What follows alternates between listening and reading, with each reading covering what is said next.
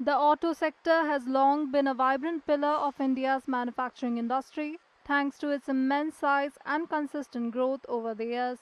However, the current financial year has been relatively sluggish for the sector. A combination of lower demand in both domestic and international markets, coupled with higher commodity prices driven by global uncertainties, has slowed its momentum. As the union budget approaches, auto manufacturers are calling for tax concessions and incentives to make their products more competitively priced and to reignite growth in the sector.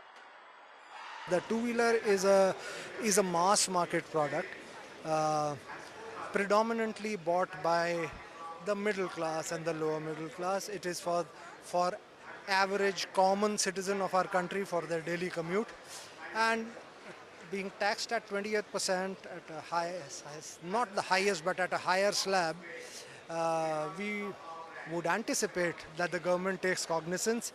Our industry has been making representations to this effect for a while now, and we hope that some cognizance is taken and some relaxation is given, more from the standpoint of affordability of a common masses. As the world shifts its focus towards sustainability, electric vehicles have the potential to drive new engines of growth for the auto sector. EV manufacturers are seeking the continuation of incentives and a favorable tax regime, including the current 5% GST rate.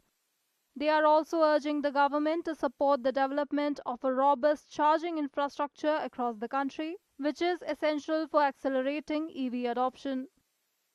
I have two expectations from the EVs. The firstly that we have 5% GST on EVs. It should continue for a long term because EV penetration is still less than about 2%, which is not much.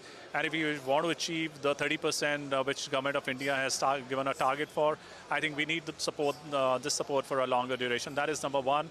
Number two, we need a lot of support on the charging infrastructure because that's one of the reasons why EVs are not growing at the pace that we expected it to. So that is the second expectation.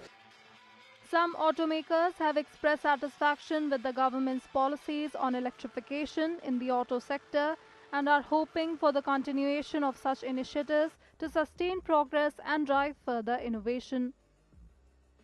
The government has been very supportive of the electrification and therefore the sustainability transition, and not just the budget but I think through the year there have been a lot of intervention from the government, whether it is the FAME incentives, whether the production link incentive, which is more of production side, whereas FAME is demand side. Now we have the PM e-bus seva, we also have the PM e-drive in the works.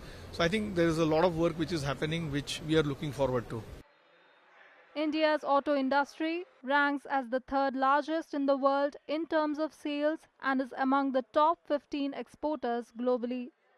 Currently, the passenger vehicle market is growing at a rate of approximately 5%, lagging behind the country's GDP growth rate of 7%.